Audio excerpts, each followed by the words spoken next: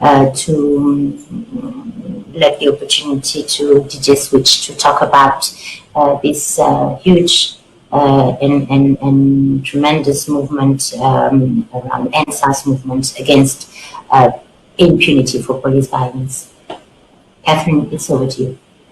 All right, thank you for having me. Good morning, good afternoon, good evening.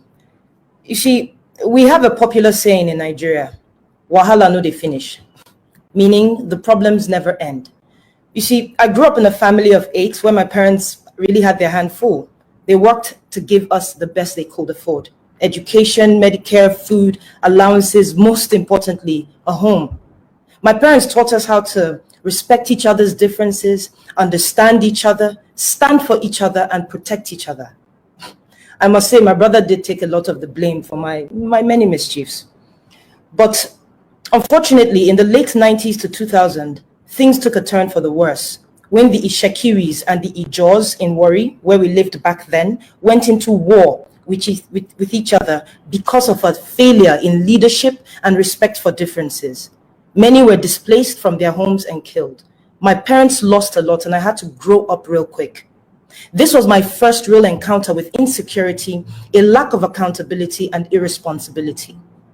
Nigeria is home to over 200 million brothers and sisters that are beautifully diverse in tribe and faith. But we lack education, a functional health system, electricity, we lack jobs, security. The basic things that any parent, guardian, and in this case, a leader should provide so that we can achieve our ambitions. Instead, these basic things have been weaponized by our leaders and used against us, used to lure us to do their bidding, used to oppress us, keep us too hungry to be angry, used to kill us. So, dear Agnes, it was indeed hopeful to see the new generation of Nigerians stand up for Nigeria, not religious or tribe-based. But if we don't act, this new generation will be haunted like myself, wiped out, or succumb to the will of a dying generation. But even a magician cannot perform one trick forever because we, the Nigerian people, were tired. And for the first time, I saw Nigerians stand for each other in protest all over the country. End SARS. Now, SARS is the Special Anti-Robbery Squad Unit, which the government rebranded to SWAT, after disbanding the said SARS over 3 times and twice in 1 year. SARS have a track record of more daylight robbery than actual robbers. They've murdered more innocent citizens than murderers in the society, more rape than the public is even aware of, constantly exhibiting their lack of intelligence and training by harassing Nigerians, either because of how we look, the hair we have, the cars we drive, or if we have tattoos on our bodies. When you speak up and ask what you may have done wrong, they beat you up, lock you up, or kill you altogether. Now, this gave birth to a movement, End SARS, a movement against police brutality, which has since become a much bigger movement against bad governance. And the reason is simple. From the President, General Muhammadu Buhari, downwards, they are all SARS. You see, because this is a government, yes, that would rather silence and kill its citizens rather than be guided by their concerns and their cries. Hide COVID-19 palliatives, mind you, that were donated rather than feed its people. One that would rather spend quality time with his cows rather than address its citizens. The same government that chose to inject rogue elements into peaceful protests rather than protect its people, but choose to coddle terrorists. It is the same government that froze the accounts of protesters and seized passports, but cannot seem to trace the accounts that sponsor terrorism. It states in the Constitution that the security and welfare of the Nigerian people is the primary purpose of the government. But on the 20th of October, 2020, the Nigerian army, sanctioned by the government, stormed the Lekki toll gate in what I call a first wave of assault. No warning, no dialogue, just guns blazing, shooting into a crowd of the bravest set of people I have ever met. Braver than the men and women trained to be brave, braver than the government officials who sent them there. They shot at us with live ammunition. We braced ourselves, we screamed, we sang, we cried, all while waving our Nigerian flags. You see, as I witnessed people die, I truly believed we would all die. And so I started to live broadcast the insanity on Instagram, and I am not the only one. In a matter of minutes, dreams and futures were lost. Nigerians killed unprovoked. But the commander of the 65 Battalion, Salisu Bello, claimed to have given us water and drinks that night. But that is not even on the same continent with the truth. I have a clip recorded from the live broadcast where you can hear me asking Bello why they were shooting at us with live ammunition.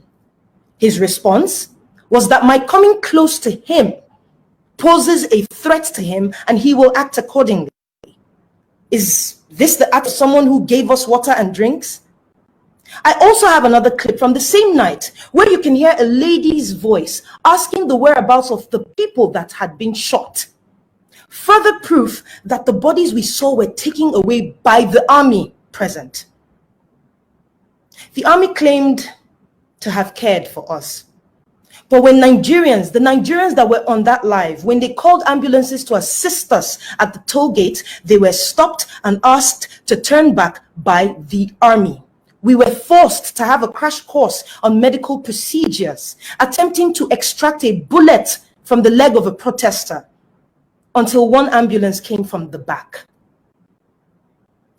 So please tell me, what then was their intention if not to kill us?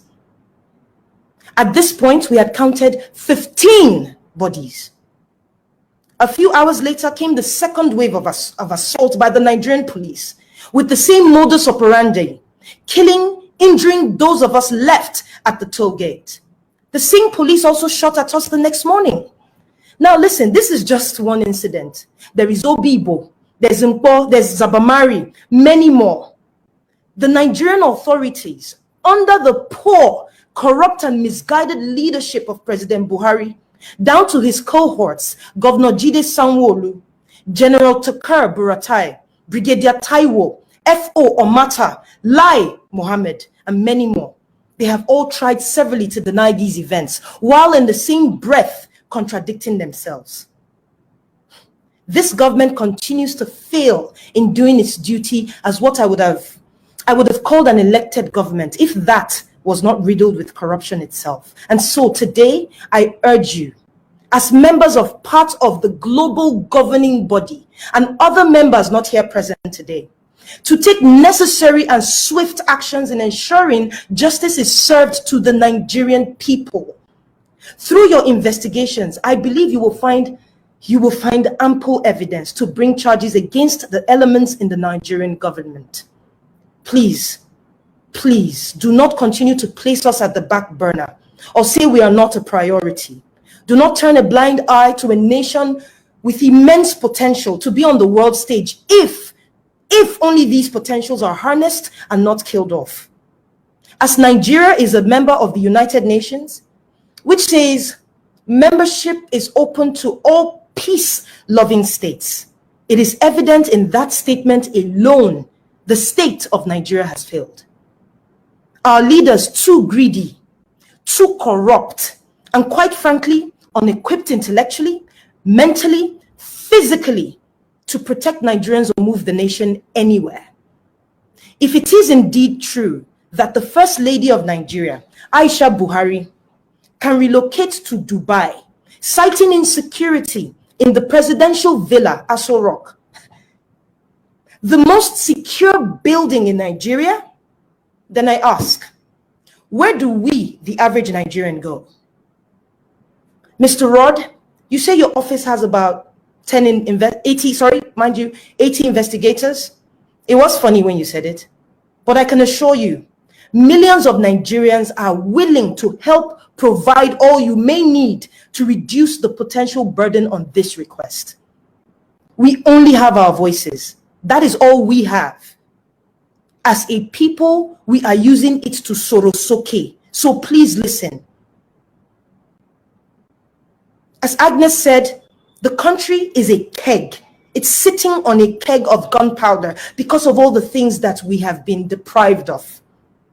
I am advocating for all types of peace, but justice. And through justice is the only way peace can truly thrive.